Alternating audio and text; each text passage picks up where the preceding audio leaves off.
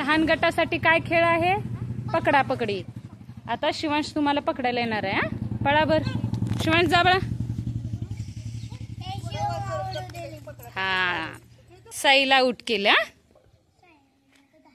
साई येतोय आता पकडायला. विराजला पकडलं. हा विराज पळ. स्वराजला पकड. आता स्वराज येतोय पकडायला. स्वराज पकड तू बाळा. पळा पळा पळा. छान छान शिवान छान पळायला लागलाय बघा.